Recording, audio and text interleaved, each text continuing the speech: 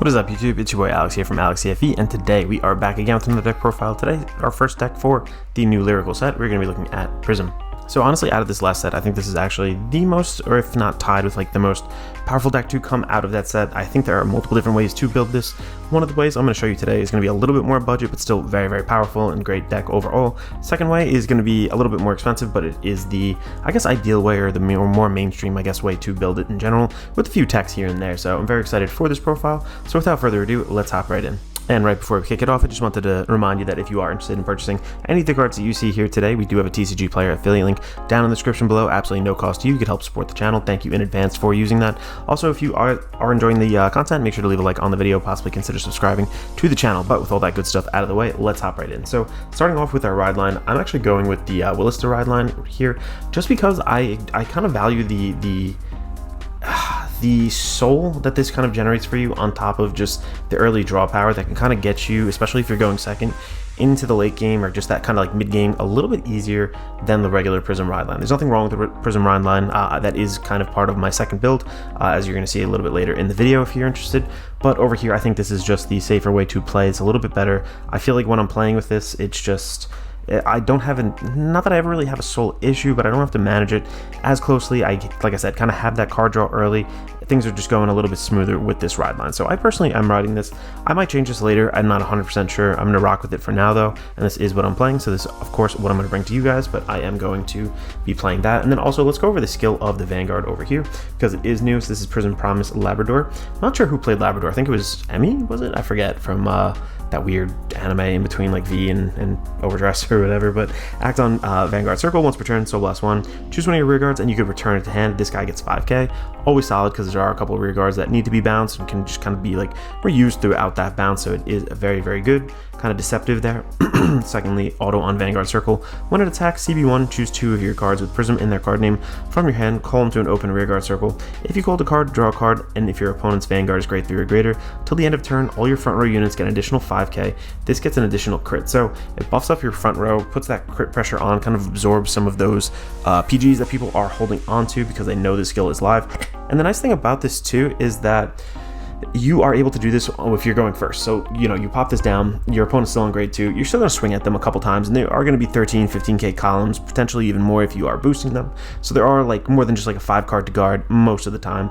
You also recur a lot in this deck in terms of the rear guard support. You're going to see over here, we also just, you know, you're giving power out throughout pretty easily. These are usually a 23k swing, if not a little bit more, 33k. Could be even more if you boost it again. They're just super solid card. Really, really like the playstyle. It's very easy, simple, puts that crit pressure on. I just want to note, because I think I saw this on Vanguardians, you only draw once. It doesn't matter, like, you know, you call 2 cards down, you don't draw twice for that. It's just if you called a card, you get to draw. So it is just once. Just wanted to mention that. But let's hop into the main deck now. Kicking us off over here, we are going to be looking at 3 of the Persona rides. So absolutely no surprise here, you need to be doing it. Persona ride is absolutely huge. That is typically how you will get your kill turn off. It is very easy to recur these. Also, with the ride line, we are running a card in here, which I'll show you a little bit later. You know, you have to put a card into Soul to go get that gem card. Don't be afraid to put the Persona rides in there, especially if you have the card that I'm going to be talking about a little bit later, just because it is kind of easy to search out Prisms in this deck. And on top of that, this can be, you know, no shield in hand can be a dead card. We have a way to get it back from the drop and kind of tuck it into our hand to re-ride for a Persona ride. So I do like that a lot. And yeah, just 3 extra Persona rides. There's nothing really special about that. Over here are other grade 3, only other grade 3 in the deck. I am running Transfer. I think that this is the correct Regalius piece to be using. I think that we find the Prisms pretty easily in general. So the extra Chalice isn't as great as it could be in some of the other decks. It ends up being like a dead card. I tried it a couple games. I wasn't like feeling it 100%. This just really helps you survive and kind of last through games, because if you can make it to a turn, as long as you can Persona ride on that turn, like, you have a chance of knocking absolutely anybody else out. Like, it is, especially if you're going first. Transfer just kind of gets you there, gets you over that hump of some of these really big columns that are swinging at us right now. There's not too many guard restricts out there, so this really doesn't you know, get around too much there. But you know, you'll always run into an odd, you know, can't call a sentinel from hand, and maybe the shield will kind of cover you for that. So that is it for the grade 3s over here.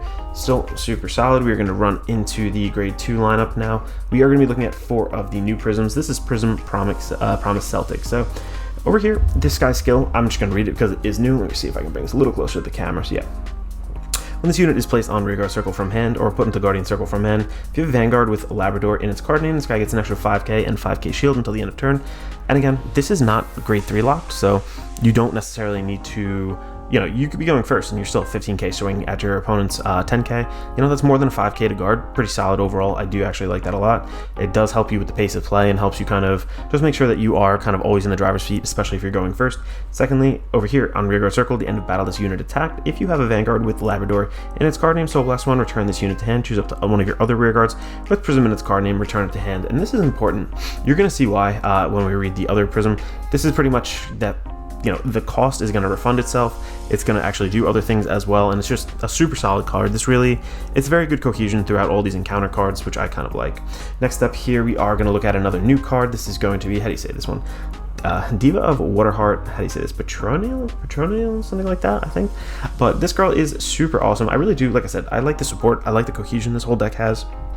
Super essential to our game plan, does two things for us. So when this unit is placed on rear, you counterblast one, you look at the top 7, choose a card with Prism in its card name, reveal it, put it into your hand, shuffle the deck. If you did not reveal a card, you may soul charge 2. Now with this section of the build, like this kind of build, I don't really have those soul issues where I'm looking to soul charge twice. But if you are running the regular ride line, the regular Prism one, this can be a very big thing to do if you already have a bunch of the pieces in hand, especially if it's later game and you haven't been able to kind of just like generate, some of your rear guards been sniped or whatever the case may be, you're not able to soul charge as properly as you would like. That soul charge 2 is very, very big and kind of carries you throughout a turn. And just the top 7 going to search for a Prism, absolutely huge. Again, that's Persona Ride, that's a grade 2. There's also going to be a grade 1. So a lot of deck thinning is deck winning, especially in this 50 card kind of format. You definitely need this kind of searching in the deck. Also, second skill, auto at the end of battle, this unit attacked. If you have a Vanguard with Labrador in its card name, you may return this unit to hand. This is good because the Prism, Labrador, calls down to an open rearguard circle. But yeah, it just vacates it, kind of puts it back into your hand, keeps your hand. And the whole thing about this deck is like not overcommitting. It's very mid-range in that you can, whatever you put on the field will end up back in your hand most likely if you can manage your resources right. And this kind of just like adds to that whole like theory, that whole kind of practice. It's a really, really good card. Next up over here, I hate to include it, I really, this is why I essentially have a budget build for this too, which I'm telling you, that build is just almost as good as this. Like, it's really not too different, but we are going to be running 4 of the cyclers. I'm not even going to attempt to say her name. We all know what she does, kind of. I feel like the extra 5k that it does provide when you are Persona riding can get you over the hump. It makes these columns, let's say, this isn't boosted, for example. We just Persona rode, we did the what is it? Not the second skill quite yet, but the initial attack, it's going to be 5k from itself, 10k from Persona. It's a 25k. Put this down, it's now 30k. A couple that on top of maybe something else boosting it or something else giving it an additional power. Hitting that above a 33k threshold, especially on your initial attacks, is the magic number in Vanguard. It is actually a lot easier to do with this card. Again, not 100% necessary. I don't suggest going out. If you don't already have these, save your money. Just don't do it. It's not worth it. But if you do have them, include them in the deck. They're super good. It really does add to the strategy and kind of helps you get over that 33k, kind of like I mentioned, and make this into a 35k. So very good for that. And also with the Ballista Ride line, I find that if I did want to actually use it for the cycle, it's not as bad with that. So if I had the plain ride line, I wouldn't include this card. The discard, when you're discarding Soul Blast, put this to the bottom of your deck and drawing, it's just not going to work super well a little bit later into the game, and you're going to have to purposely Soul Charge 2 off of these two, kind of taking away some of the consistency that the deck otherwise has. So just be aware of that. And then for the rest of the grade 2 lineup, again, another crazy card that just like spiked in price. It's really unfortunate, but if you have these, include them. If not, you can sub them in for, I'll show you actually right now. Hold on one second. You could sub them in for this over here. This is, let me get that right there. You'll see it later in the video too with my other builds. So this is a really good card in this deck just because, again, we're looking for these Prism pieces. Absolutely need to see them. This digs super deep for just a counterblast. This is going to be sweet. Play this with the counterblast 1. Look at 5 cards, top of your deck. Choose a unit, call it the rear guard circle, shuffle your deck. Super simple, easy, very convenient, and it kind of gets you what you need when you need it. Counterblasts aren't readily available necessarily in this deck. Like, there are things that do use the counterblast, but At the same time, like, you typically have maybe one per turn, at least like once or twice to kind of spare. Let's say you go through 3 Vanguard turns, use the Vanguard skill 3 times, you know, you're at 5 damage, you have at least 2 spare counterblast to kind of go off of, and we do have counter charge in this deck too. So the whole thing, like I said, feels very cohesive, feels very nice. This is definitely a part of it, and I think this is a great order card. Very slept on from the last set. I knew they would be good, so I picked up a couple, but you know, it's neither here nor there, I guess, at this point. Let's hop into the grade 1s now. Kicking us off, because I went over the ride line, I'm just going to go over the Willista card. This is the gem order that we are going to be playing. Play this if you have a Willista Vanguard in its name, but in its card name. Basically, you know, you have to use this on your grade 2 turn, so you're not really going for the other order necessarily, but use this. You basically get to put this card into soul, draw a card, choose one of your Vanguards, gets 5k. Your opponent will never be on grade 3 by the time you go and use this, hopefully, unless something crazy happens. So let's hope that doesn't happen, but that is just it. This is just into soul, draw a card, get that extra kind of hand advantage going. And I know it's not the top 7 search necessarily, but just a regular draw is good as well. And I think that fueling the soul is very important overall in this deck. You're going to see it when you start running through all of these different things, especially if you are using the cycler for the actual cycle ability, which be very careful when you do that. You have to time it right. Make sure that, like, you know, everything is going to go smooth, and you kind of map out your turns accordingly, but this really helps us alleviate that. Just part of the ride line, nothing really more to say about it. Another consistency piece.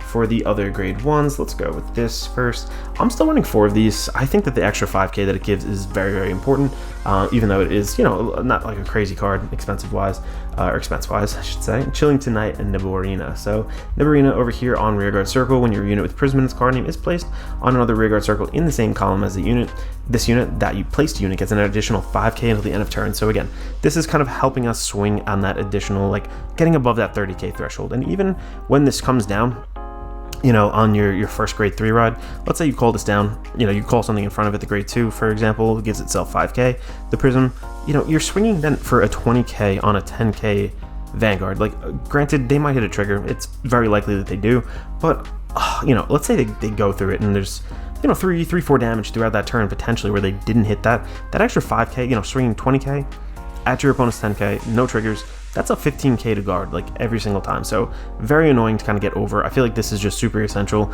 Early game, late game, it's just very, very good card, as I said. Next up over here too, this is a card, like I mentioned, that, but I kind of mentioned this before. So when I said that you can kind of put your your persona ride into the soul, this is what I was talking about to recycle it. Basically, if you get it out, you know, you soul blast it out, you can call this card down. This is the new, I don't even know what to call them, like the grade 1 gem beast kind of people. Yeah, I don't know what they're really called in terms of support.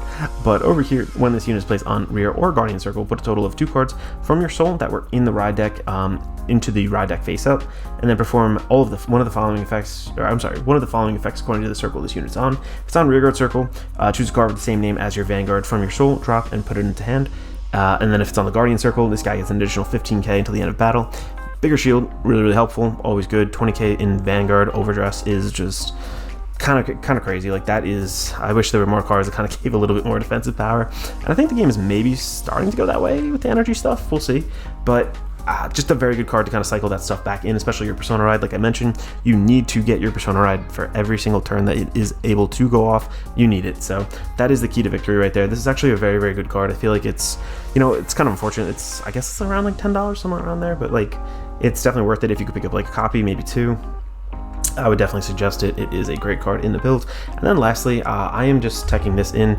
I actually kind of like this. This is a step towards the extraordinary Riderino. I think that's how to say it. Don't crucify me. You can't ride this card, but when this unit is placed on rearguard circle, if none of your rearguards were returned to hand this turn, we get to retire this unit. You can't actually call it down, which is no problem because our Vanguard is going to be bouncing all the time, getting itself that 5k and allowing this card over here to also be live. So this is a 15k booster, which is really solid. Again, let's think about it. For on your Vanguard, let's say you are, you know, 18k, and you are then going to be boosted by a 13k rear guard, which we're going to go over in 2 seconds. This will then allow you, like, that would be a 31k number, right? Boost it with this instead, and you get to a 33k number. So all your opponent had to do technically, especially if they're on 13k, if you're going second, let's say, all they had to do is drop a, a 20k guard and boom, it's a 1 to pass. You know, it's risky, I get it, it's just a 1 to pass, but this over here breaks that 1 to pass immediately, and then makes him go 5k over. And we're talking about a game of margins here, and I feel like the 15k does kind of help you aggress early, helps you a little bit later into the late game as well. Just again, hitting those same nice margins. It's not as impactful as when you're putting it behind a rear guard, but because the rear guards are like a 10k base, that boosts to 15. The 18k, putting this behind the Vanguard is the real key to, I guess, using it. I think that's how to say it. I'm getting a little tongue-tied here, but yeah, I do like it. Out of one of, I think it's pretty cheeky. I think it's pretty good. Also for the one ofs, I really should have started with this one over here. We're going to be looking at 4 of the Prism Promise Light. How do you say this? Late? I think that's how to say it. But she's an awesome card again. Really, really great. Again, Cohesion is the name of the game in this deck. When this unit is placed on rearguard from hand or on Guardian Circle from hand, if you have a Vanguard with a Labrador in its card name, this unit gets an additional 5k and 5k shields, depending on what circle you put it on. And its second skill, when this unit is returned to hand from rearguard circle, if you have a Vanguard with Labrador in its card name, you may soul charge 1. Then if you did not soul charge, countercharge this turn, you countercharge. So only 1 countercharge per turn, but that is absolutely fine. That is always, like, if you have 1 open, like, your whole turn is going to go fine. You're going to be able to kind of soul charge off this when it bounces. It will soul charge every time it bounces, but the counter charge once is, like I said, absolutely fine. You're not really using more than 2 counterblasts per turn anyway, most of the time. Very solid card. 13k beater. Call this down, you know, if you don't have the grade 2, let's say, you know, don't be afraid on your first grade 3 turn, especially if they didn't hit any defensive. Call this down. Boom, 13k, 15k again. Early game just feels really nice. When you're persona riding, when you also get the second skill off, that extra 5k, like, this becomes a 28k beater, so it's not that bad at all. This is really, like I said, the whole deck is Cohesion, it is natural, and this is just definitely one of the parts of it. And then lastly, for the grade 1s, I am running 3 of the regular PGs, you know, the effect ones, and as well as 1 Elementaria, and then let's wrap up and get into the triggers. So for the trigger lineup, for this one over here, I'm actually running 3 of the draw. I think the draw actually work a little bit better. We are not really, if you don't struggle making power as much. In my other build, you're going to see I'm going to change this a little bit, but I think the card draw and just gaining pieces is a little bit more important with this ride line. The other one, raw power, is the name of the game, and you'll kind of see that in that build coming up a little bit later, but I think draws are kind of correct over here. I'm also running the blue OT. I think that the extra crit it provides is just super nice, and, you know, crits win games. You need to get the persona ride back in hand. You need to get key pieces that you might have guarded with a little bit earlier. I think this is just a great way to do it. Very, very good Overtrigger in this deck, and we are running 8 crit, no surprise there. So Overdress, I feel like most decks kind of run that, with the exception of 1 or 2.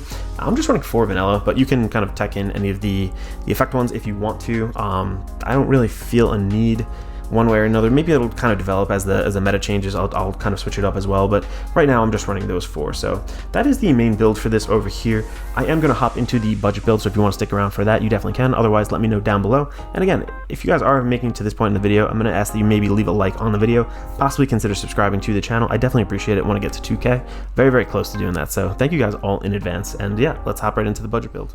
Hopping into the budget build now, very simple and easy. I'm going to start off with the ride line. I honestly think this is almost just as powerful as the other build. Like, there really isn't too much of a difference, and the price to price to value ratio from this, I think, is definitely a little bit higher. I think this is definitely one of the strongest decks still out of that set, regardless of which way you choose to build it. But I'm going straight into the Prism ride line over here, keeping it very simple and easy. I think this way is a little bit cleaner, helps you with those fishing pieces just a little bit more, no pun intended, I guess, because it's mermaids, but helps you kind of dig a little bit deeper with the top 7 search on the grade 1 when ridden upon by the grade 2. You can then reveal a card with Prism, add it to your hand. Didn't reveal a card, didn't call anything, you can actually call this out to rearguard circle and soul charge 1. Early aggression is solid, and this kind of helps us do it. Over here, the grade 2 when ridden upon, then you can then call a card with Prism from your hand down, and then you get to draw a card. So a little bit of that extra card generation is not bad at all. Definitely kind of like that. Again, you're kind of fishing that piece that you're looking to call down from that off of the grade 1. Maybe it's in your hand already. Whatever the case may be, it is fairly solid overall. And of course, we went over the grade 3 already, so I'm going to skip that. But we are going to hop right into the main deck now. So we are going to go into, I'm going to start off with the order. I'm still running Transfer in here. I think that Transfer is probably the best kind of Regalia's piece you can go for. However, I think that the, oh god, what was the Chalice? I forgot the name of it off the top. I think it might be Chalice or something. I forget. I just haven't said it in so long. But that is a much cheaper card at this point. I'm shocked. This card is, I think at the time of recording, it's around $20, $25. Absolutely ridiculous. But I think this is probably the better choice. But that other card can be substituted in, and you'll almost, it'll be better in certain situations. I just think that this is probably good for right now. It's just the defensive option that you kind of need. Going into the next grade 3 over here, we are going to be looking at one of these and one of these. Now, honestly, you can go for 2 of these. I think it's a little bit more standard to maybe go for that, but this is the super aesthetic shell. Let me just read this off here because it is a new card. But play this with Counterblast 1. All your rear guards get 5k into the end of turn. Helps you, especially if you are on the Chalice, go into this, you're on a Persona ride, like you're getting absolutely huge numbers. So this is very, very good, especially on a multi-attacking front row. We just have so many units on our board typically. And this isn't like, again, Diva meta. It's not a very retire heavy meta in general, I would like to say. So this is actually a pretty decent card. This is Bubble Soap Garden. Play this with a CB1. If you have 6 or more units, you get to draw 2 cards. Just pretty solid. I'm testing it. Again, you can go for 2 of these if you want. I think there's more kill pressure with that if you're trying to last and go the defensive build. Maybe these over here, any of the Blitz orders that kind of do that. I just think that this is definitely a solid card overall, especially when you need to kind of dig for pieces. And then lastly, for the grade 3s, of course, I should have maybe started with this over here, but it's going to be 3 more copies of the Persona Ride. So Persona riding is super important in this. You really, really want to be able to do that every single turn. You have those pieces to go and dig it out. So that is the grade 3 lineup over here. Let me just fan those out so you can kind of see them. There we are. And let's hop into the grade 2s now. So like I said, this deck is still just as competitive, I think, around the same neighborhood at least as the other builds. I think this is a little bit more raw power. The other one is kind of, it's smoother sailing, smoother operation in general. I don't know how to say it otherwise, but let me move my cord out of here as I'm recording it. Sorry about that. Let's go into the grade 2s now. We are going to go into 4 of the Diva of, or the Heart Perennial. I don't even know. How do you say it? Petronial, something like that. Anyway, again, just top 7 searching is really good. Evacuating that spot to cool down your prisms later is really solid. We still are going to rock 4 of those. Very, very budget. Over here too, we are still running the 4 of package for the Prism Promise Celtic. So this is, again, just the absolute like necessary 4 of. There's really no debate on this. You know, disappear, reattack, go and go, like take off things off the board, just absolutely does what the deck needs to do, and you need to be running 4 of those. So unlike the other build, this over here is all of our grade 2s. We're not running anything additional. Those are your 2 main attackers. You always kind of want to see them on the board, and I'll show you why in just a little bit. But before we get into that, 4 of the other Prism, obvious as well. Like, you just need these things. The soul charging is huge. The counter charging is really nice because you do run through resources in this deck pretty heavily. This is another card that I don't think I featured at all in the other build. Just off the top of my head, I'm forgetting. But over here, step towards the extraordinary, how do you say this? Radiant, something like that. I don't know. But basically, it's a 15k, and you can't ride this card. And then when this card is placed on rearguard circle, if none of your rear guards were retired by back to hand this turn, you return this to hand. So in the later game, and in most stages actually, this will always be a 13k. But this over here, being that 15k, it doesn't break new guard numbers, but when you're boosting the Vanguard, especially when you're like early on, you know, your Vanguard goes from being a, what is it, a 13k or 18k, all the way to like a 33, 31, whatever the case is.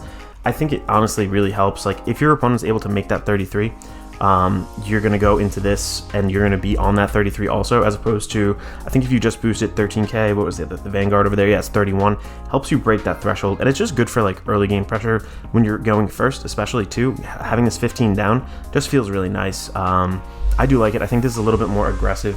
There are some other options you can go with as well. I'm testing a lot of different things, but this is definitely a budget option, and I think it's actually really solid. Helps you like play with this, and you'll see what I'm talking about. I feel like it's one of those situations where I can't really explain too well outside of those numbers that I just kind of mentioned, and how they scale up throughout the game. Go, you know, through Persona Ride, through, you know, various different orders and stuff like that. But overall, very solid card, and I think it is pretty cheap over here. So lastly, we are still running Chilling Tonight, Nebronia, whatever this says. I'm so sick of these names, I can't say any of them. Prism, obviously specific card, giving that 5k. It's really good. It's just, you know, it is what it is, kind of works for the deck. We want to keep it that way. I am still running Elementaria. I think for the budget build, you know, if you don't have the 4th copy of your, or if you don't have a copy of that, just run a 4th copy of the PG. No big deal at this point. There's not too many things that like do the guard restrict at the moment, if I'm not mistaken. Maybe there are. I don't want to speak out of turn, but I think you can pretty much get away with 4 of those if you're trying to go pure budget. For this build over here, I'm actually running the fronts, getting into the triggers now, just because I think we want to end the game a little bit faster. I think fronts kind of help us get there. Like, there are defensive things about this build, but there's also, you know, the key to victory here is still just winning through aggression, and like, you're swinging, you're multi-attacking, your rear guard should be live, so just hitting the front trigger on this feels actually really big sometimes, and could make the difference between, you know, between the game or not. We are going to be looking at 4 regular vanilla heals. Again, this is budget. The effect triggers in this clan right now are pretty expensive, so just rocking that. I think I'm doing that in my main build as well. Over here, 4 of those crits, 4 of those, 8 crit total. You know, Vanguard, you have to do it. It is what it is at this point. I think that this is just the right ratio for pretty much every deck, with the exception of maybe 1 or 2. And because it is budget, I took the blue OT out. I'm putting this one in over here. I think that this is fine. Again, you know, your rear guard circle should be live. You should be boosting. You know, I like to save my boosters for the second swing. Personally, it depends on the game state and various different things, but this really does help at times as well. It's better than the regular vanilla one, in my opinion, at least. It helps you throughout the long game, so very, very good when you do see it offensively. But that is the build. That is both of the builds over there. I hope you guys did enjoy. If you have any questions, let me know down in the comments below. Let me know what's different about your build, what you're enjoying with the deck, what you're not, and any other decks that you do want to see. So thank you again. This is Alex from Alex CFE signing out.